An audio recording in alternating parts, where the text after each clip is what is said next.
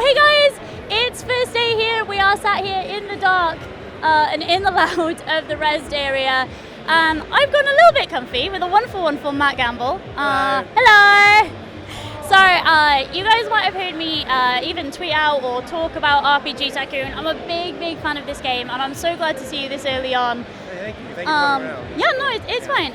So tell me a little bit about, for you guys who haven't seen it or heard it, tell me a little bit about RPG Tycoon. Okay, so RPG Tycoon is a kingdom simulation game where you start with a desolate kingdom, and you have to kind of grow from nothing, hire heroes, send them out on quests and adventures, and then just try and build your kingdom from nothing to something amazing. And you also build shops, and you have adventurers that come and visit you and spend money, and they're the people that you protect in the settlements. And yeah, so it's just a kind of old school Tycoon builder game where you're just trying to expand rapidly and make the most money you possibly can.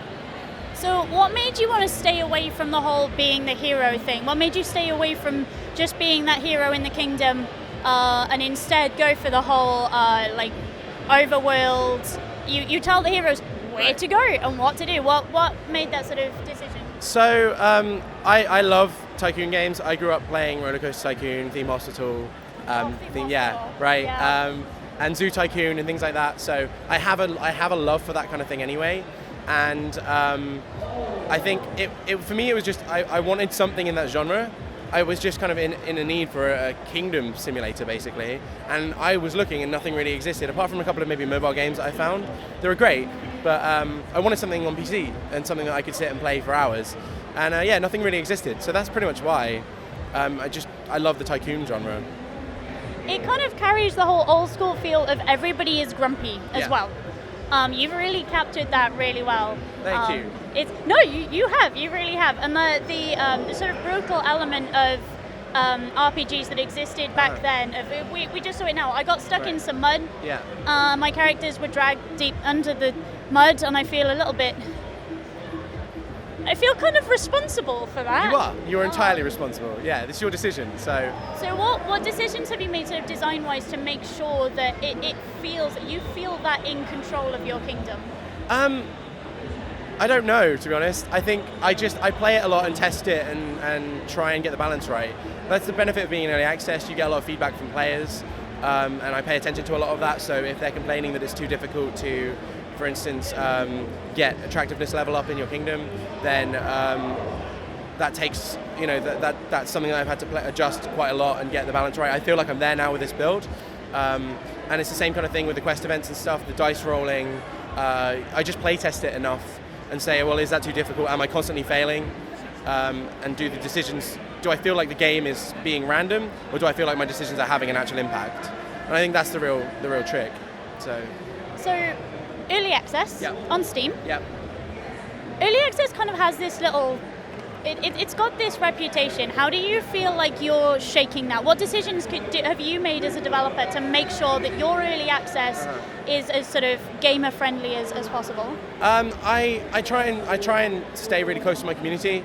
So I read everything on the forums. I might not respond to everything, but I'll try and talk to as many people as possible. You never read my tweets. Don't say that. You never read my tweets. I read quite a lot of tweets. I just might not respond to stuff because I'm working. No, that's fair. But you work really hard on this, to be fair. You Thank really you. do. Yeah. I just don't have a social life. That's why. I have nothing better to do, so I just work. But yeah, so more than anything, I try and keep everyone in the loop and just be honest about stuff. I've never kind of promised anything. I've said, like, this is what I'm working on for the next update, and that's all I say. I don't have kind of end goal like this is going in the game, because I don't want to get anybody's expectations up. I just say, look, this is my end goal is to make a nice kingdom simulation game. Whatever's in there is just kind of, I do kind of make it up as I go along, but I tend to just, I have like an end goal, and I'm just like, okay, well, what fits that, So can you talk about that end goal at all, or? Well, I mean, we're getting there now. I feel like there's a lot of the game mechanics that are in place. It feels Tycoon-y, like you said. Like it does have a lot of the things that you would expect. I think it's just content. So more buildings, more heroes.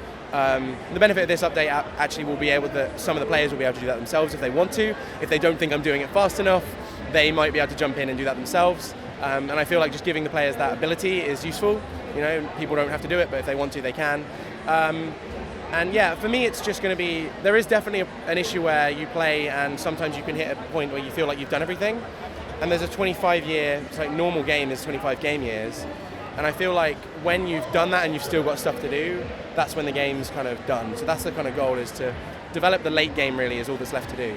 Okay, so talking of updates, where are we now with development and where are we going sort of timescale-wise? Okay, so this is Alpha 9. That should be out in a couple of weeks after EGX, when I just finally kind of polish this update out.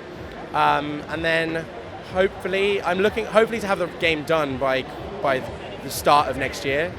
I don't have a final date or anything, but I can see the end in sight now after 16 months worth of development. So we're getting there, but yeah, I'm not quite sure where that is. There's a couple of really big things, so I want. Something I definitely will add is a castle. I want a castle that takes up an entire grid space.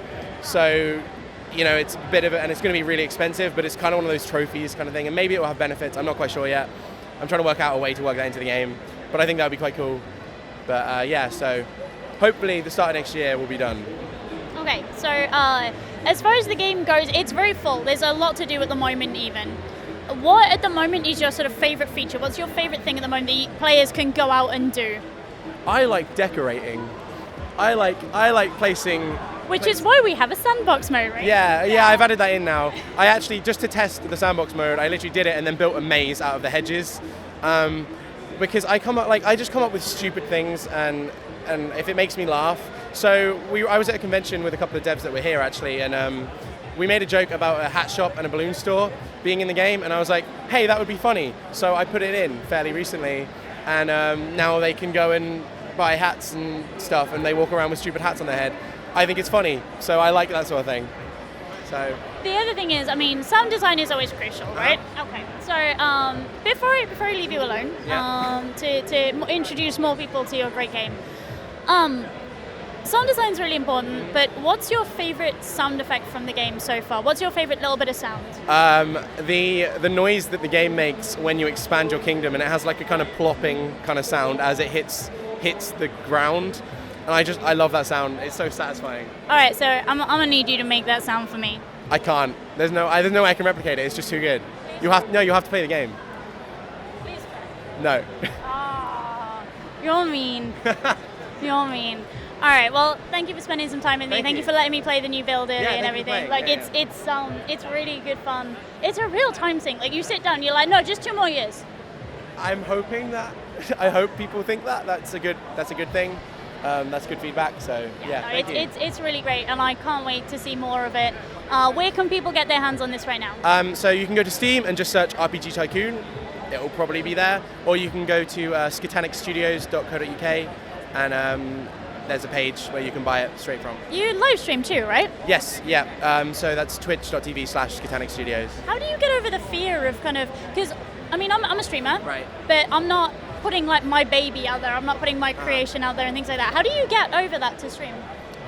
You don't. You just put up with it.